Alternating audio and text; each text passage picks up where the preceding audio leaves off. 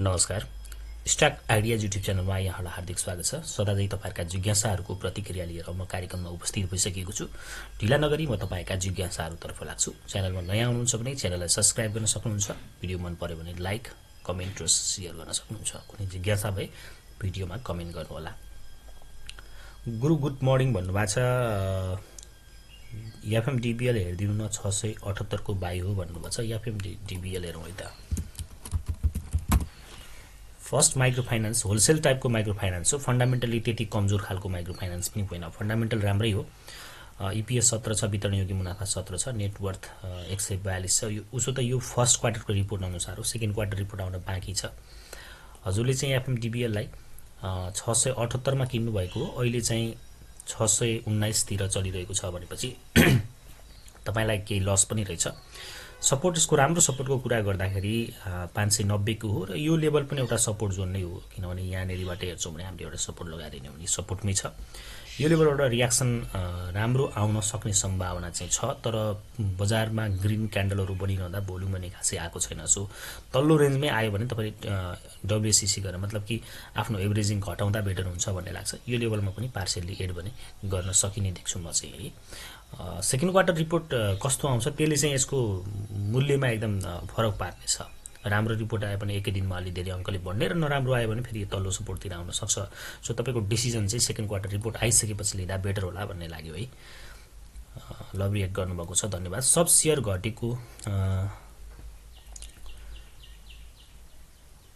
खतम भयो। Sorry sir, share घटेर खतम भयो। 167 के लसमा छु। एनआईसी एसिया, जेबीएलबी, एमएनबीबीएल, अपी, सीएचसीएल ले डुबायो भन्नुभएको छ। तपाईलाई यो कुनै पनि कम्पनीले डुबाउँछ जस्तो मलाई लाग्दैन। एउटा अलिकति विक कम्पनी भनेको अपी छ। त्यो बाहेक सबै कम्पनीहरू तपाईसँग भएको फन्डामेन्टली स्ट्रङ छन्। सो तपाईसँग पैसा छ भने चाहिँ अब यी तपाईले भनेका सबै कम्पनीहरू खास गरी अपी बाहेक अरु सबैलाई एभरेज डाउन गर्न सक्ने खालका कम्पनीहरू हुन्। सो डराउनु पर्छ जस्तो मलाई लाग्दैन है सर। गुड मर्निङ सर, अहिले सेकेन्डरी मार्केटबाट कुन उठाउँदा राम्रो हुन्छ? अहिले धेरै घटेको कमर्सियल बैंकहरू छन्, केही हिस्सा त्यताबाट उठाउँदा राम्रो हुन्छ। अनि लाइफ इन्स्योरेन्स पनि राम्रै घटेर सपोर्ट जोनतिर छन्। लाइफ इन्स्योरेन्सका केही कम्पनीहरू हेर्नुहोस्, विकास बैंक पनि त्यस्तै छ। यो तीनवटा सेक्टर चाहिँ अहिले किन्न मिल्ने देखिरहेको छु मैले चाहिँ है। अरु मिल्दैन भन्न खोजेको होइन, तर यो तीनवटा सेक्टर अलिक बढी घटेको छ। मार्केटमा जहिले पनि बढी घटेको सेक्टरबाट कम्पनीहरू किन्यौ भने अलिकति केही समय वेट गर्न सक्ने धैर्यता भयो भने राम्रो मुनाफा हुन्छ। थ्यांक यू सर भन्नुभएको छ, धन्यवाद। गुड मर्निङ सर, यो VLUCL को एनालाइसिस गरिदिनु न भन्नुभएको छ। VL भिजन लुम्बिनी ऊर्जा कम्पनी 501 मा छ। अब यहाँ एउटा चाहिँ इन्डिसिसिभ टाइपको क्यान्डल बनेको छ। आजको दिनमा यदि यो कम्पनीमा यो क्यान्डल भन्दा माथितिर ग्रीन क्यान्डल बन्छ र तलपट्टि भोल्युम पनि बढेर आउँछ भने यसमा एउटा भनौँ न एउटा स्विङ जाने सम्भावना देखियो है त। थ्यांक यू सर भन्नुभएको छ, धन्यवाद। गुड मर्निङ सर, यो भइसक्यो। सर नमस्कार, मिनिमम कति लसमा भएपछि एभरेज गर्ने सर? स्टक अनुसार फरक होला भन्नु ल भन्नुभएको छ। मेरो विचारमा चाहिँ कमसेकम 10% लस नभएसम्म एभरेज गर्नतर्फ लाग्ने होइन हैन। किनभने 10-20 रुपैयाँ घट्दैमा हामी एभरेज गर्न थाल्छौं र हामीलाई घाटा चाहिँ झन बढ्दै जान्छ। सो 10% तपाईलाई लस भयो भने बल्ल तपाईले एभरेज डाउन गर्दा राम्रो होला भन्ने लाग्छ। ह्यापी मर्निङ, नमस्ते। सर्ट टर्म लस बढीमा कति % बुक गर्दा बेटर होला? अनि लस बुक गर्ने फेरि तपाईले यदि स्टप लस गर्न चाहनुहुन्छ मूल्यको आधारमा भने 5% लस भयो भने स्टप लस गरेर निस्किने हो। त्यो भन्दा बढी लस हुन्जेलसम्म हेरेर बस्ने होइन। 5% लस भयो भने चाहिँ तपाईले कुनै कम्पनी यदि ट्रेडको लागि किन्नु भएको थियो भने स्टप लस गर्दा बेटर हुन्छ। उसो त यो मेरो आफ्नो एंगलबाट हो हैन। तपाईले आफ्नो फरक किसिमको डिसिजन पनि लिन सक्नुहुन्छ, तर त्यो गर्दा बेटर हुने मैले देख्छु। 10% लस भयो भने एभरेज गर्न भनेर किनेका अथवा फन्डामेन्टल स्ट्रङ कम्पनीमा 10% लस भयो भने एभरेज गर्ने र तपाईले ट्रेडको लागि किनेका कम्पनी 5% लस भयो भने अलिअलि टेक्निकल पनि जान्नु भएको छ भने त सपोर्टहरु रेजिस्टेन्सहरु पक्कै हेरेर त्यसरी गर्न सक्नुहुन्छ भने केही पनि आइडिया छैन भने यो प्रतिशतको आधारमा अथवा लस प्रतिशतको आधारमा पनि यसरी डिसिजन लिन सकिन्छ है त। Thank you sir. मैले 2 वर्ष अघिबाट युट्युब च्यानलमा सेयर सम्बन्धी भिडियोहरू हेर्दै आएको छु, तर आज 3 दिन भयो तपाईको युट्युब च्यानल भेटाएँ, धेरै राम्रो लाग्यो। किन अरूहरूले सबैले क्लास लिनु भन्छन् भने तपाईँ मात्र एकजना एउटा यस्तो सही व्यक्ति लाग्यो कि अरूहरूको लागि सही सोच्ने र सबै स्टकको एनालाइसिस गरिदिनु हुने मान्छे राम्रो लाग्यो भन्नुभएको छ। अनि तपाईले कुनै भिडियोमा क्लासको बारेमा कुरा गर्नुभयो। अहिले मसँग क्लासहरू छैन। तपाईका जिज्ञासाहरूलाई सकेसम्म मेट्ने प्रयास मेरो रहन्छ। सकेसम्म बायसलेस भएर अथवा बायस नगर्ने मेरो प्रयास हो। यो चाहिँ अब तपाईहरुलाई राम्रो लाग्नु मेरो लागि पनि खुसीको कुरा हो। कमेन्टको लागि एकदमै धन्यवाद छ सर। सर जीसीआईएल कतिमा बाई गर्दा ठिक होला भन्नुभएको छ। जीसीआईएल घोराई सिमेन्टको कुरा गर्नुभएको छ। घोराई सिमेन्ट अहिले एउटा सपोर्टबाट बढ्ने प्रयास गरेको छ, तर त्यसो गर्दाखेरि भोल्युम आएको छैन। अब आजको दिनमा यसमा फेरि यो भन्दा माथितिर क्लोजिङ दिन्छ, 504 भन्दा माथि क्लोजिङ दिन्छ र यहाँ तलपट्टि भोल्युम पनि राम्रो आउँछ भने तपाई अहिले पनि इन्ट्री गर्न सक्नुहुन्छ। यदि त्यसो हुन सकेन भने यसको राम्रो सपोर्ट जोन भनेको यो लेभल हो। यो भनेको कति हुन्छ 422 को लेभल चाहिँ राम्रो स्ट्रङ सपोर्टको जोन हो है। लक्ष्मी जीलाई कमेन्टको लागि धन्यवाद। सटरडे सेल गरेको थर्सडे सेल गरेको फ्राइडे 3:20 मा इडिआइएस गरेको अस्ति 20% फाइन लाग्छ कि हो। इडिआइएस गर्ने टाइम फ्राइडे 12 सम्म मात्र टाइम हो र भन्नुभएको छ। तपाईले बिहीबार किन्नु भयो, सटरडे गर्नुभयो भनेपछि अब यो खासमा चाहिँ नलाग्नु पर्ने हो, किनभने बिदाको दिन छ नि त। अब त्यो बिदाको दिन भएको हुनाले चाहिँ नलगाउनु पर्ने हो। मेरो केसमा चाहिँ यस्तो लगाएको छैन हैन। नियम अनुसार चाहिँ फेरि लाग्ने गर्छ, किनभने तपाईले 24 घण्टा भित्रै गर्नुपर्ने हुन्छ। बिहीबारको शुक्रबारसम्म गरिसक्नु पर्ने हो 12 बजे भित्रमा। अब यो कतिपय ब्रोकरको आधारमा पनि भर पर्छ हैन। ब्रोकरले तपाईलाई कसरी बिहेभ गर्छ भन्ने कुरा पनि हो। कुनै ब्रोकरहरूले चाहिँ छोडी पनि दिन्छन्, कुनैले लगाइदिइ पनि हाल्छन्। र हामीले किन यो इडिआइएस गर्न ढिला नगरेकै बेटर हुन्छ भन्ने मलाई लाग्छ है। आफू चाहिँ सही समयमा काम गरियो भने तनाव हुँदैन। आरएलएफएल डब्ल्युएससी 409 को छ। सेकेन्ड क्वार्टरको रिपोर्ट नेगेटिभ आएछ। यसलाई के गर्दा ठीक होला? बाई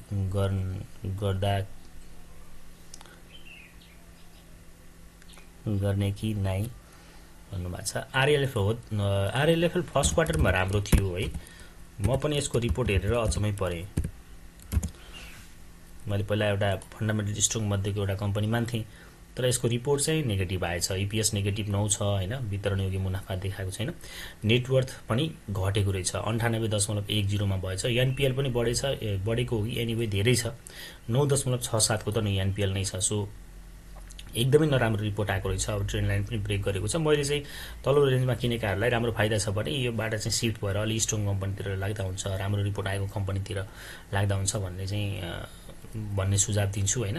बाईको लागि चाहिँ अब अहिले हतार नगरेकै राम्रो, किनभने ग्रीन क्यान्डल बन्यो भने भोल्युमले पटक्कै साथ दिएको छैन। सो तल्लो रेन्जतिर आउन सक्ने सम्भावना बढी छ।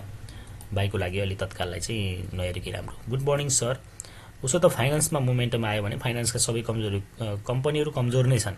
मोमेन्टम आउन थाल्यो भने ट्रेडरहरूले चाहिँ फेरि यो रिपोर्टलाई नहेरिकन सप्लाई एक्सपेक्ट हेर्छन्। त्यो सप्लाई भनेको यसमा 54,95,000 किता छ।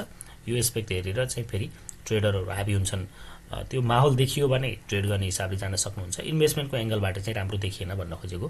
Good morning sir. मेरो त एनटीसी बोनस एकाउन्टमा आएको छैन, के भएको होला भन्नुभएको छ। धेरैको बोनस खातामा आइसक्यो भन्नुभएको छ हैन। तपाईले एकपटक क्यापिटलमा कन्ट्याक्ट गर्न सक्नुहुन्छ, अथवा आउँदै गरेको छ या के छ यसको बारेमा चाहिँ तपाईले सम्बन्धित क्यापिटलमा फोन गरेर पनि बुझ्न सक्नुहुन्छ है। नमस्कार सर भन्नुभएको छ। नमस्ते सर। नमस्ते। सीजीएच को बारेमा भनिदिनु प्रो कतिसम्म बाई गर्दा ठीक होला भन्नुभएको। सीजीएच हेर्नुहोस् जी, चन्द्रगिरी हिल्सको कुरा गर्दाखेरि 901 को सपोर्टतिर एकचोटि हेर्न सकियो। त्यो भन्दा तल चाहिँ अब तल्लो सपोर्ट जोनहरू यो 798 तिर।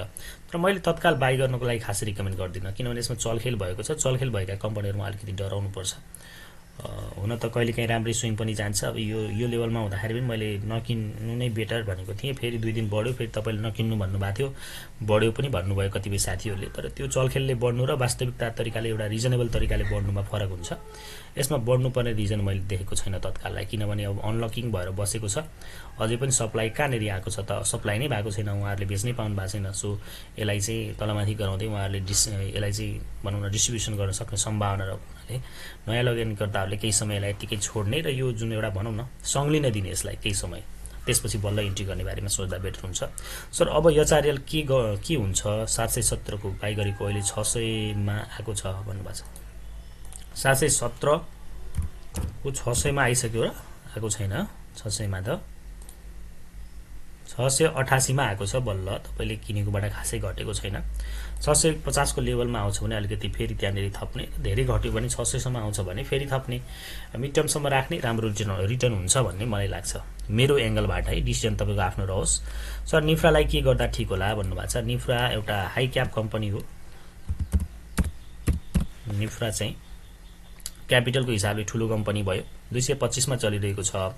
अहिले होल्ड गर्दा नै बेटर होला हैन। यसमा चाहिँ 218 को र 204 को राम्रो सपोर्टहरु छ। ती जोनहरुमा बरु रिएड गर्न सकिन्छ। तत्काललाई होल्ड गर्दा बेटर हुन्छ कि भन्ने लाग्छ निफ्राको केसमा है त।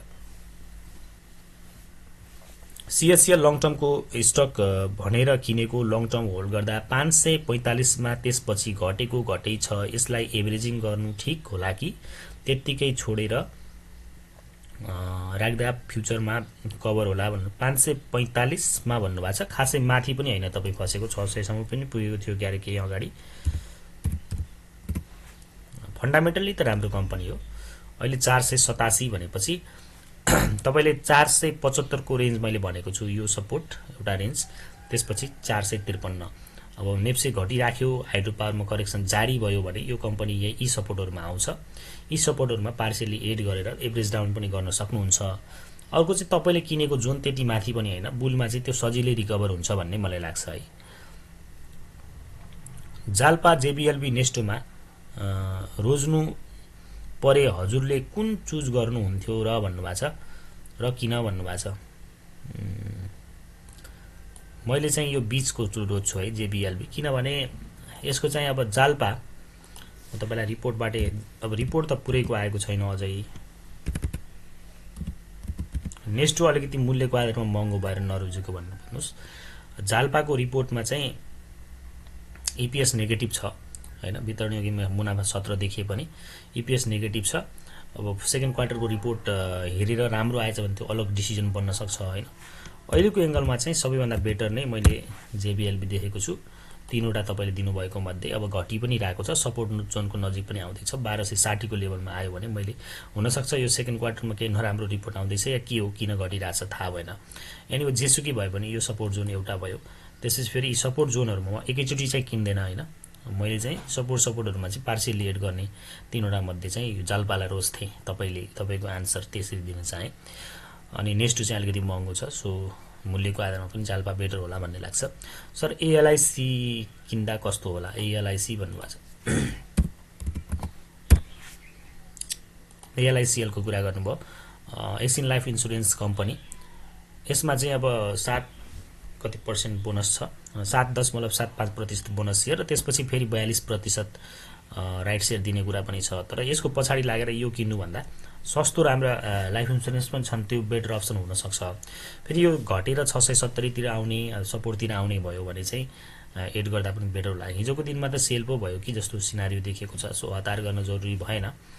अब कहिले राइट आउने, अब बोनस शेयर आउने, त्यसपछि राइट आउने, यो टाइम पनि बढी लाग्छ। त्यतिन्जेल फसेर बस्नु भन्दा बरु स्विङ जाने सम्भावना भएका सपोर्टमा भएका कम्पनीतिर लाग्नु बेटर हुन्छ कि भन्ने मेरो एंगलबाट छ र। यानी फेरि लामो समयसम्म किनेर छोड्न चाहनुहुन्छ भने चाहिँ त्यो अलग कुरा हुन्छ, त्यो डिसिजन अलग हुन पनि सक्छ है। सर नमस्कार, which one will be better for long term investment, CIT CLCL, please also suggest the buying price भन्नुभएको छ। बहुत मिठो क्वेशन गर्नुभयो र दुईटै कम्पनी एकदमै राम्रो छन्। अनि अर्को कुरा सर म तपाईलाई के जानकारी गराउँ भने फरक सेक्टरका कम्पनीहरुमा चाहिँ कम्पेयर गर्न चाहिँ गाह्रो हुन्छ हैन। यो सीएलसीएल हाइड्रो पावरबाट हो, सीआईटी चाहिँ फरक सेक्टरबाट हो। सीआईटी चाहिँ तपाईको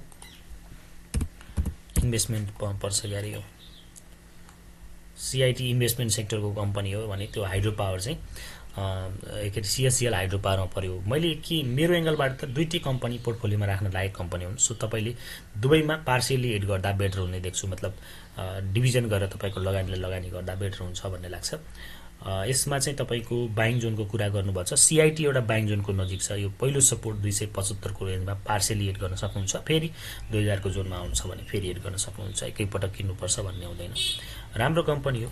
अनि सिएससिएल हेर्न सक्नुहुन्छ। सिएससिएल पनि हाइड्रो पावरमा राम्रो कम्पनी हो।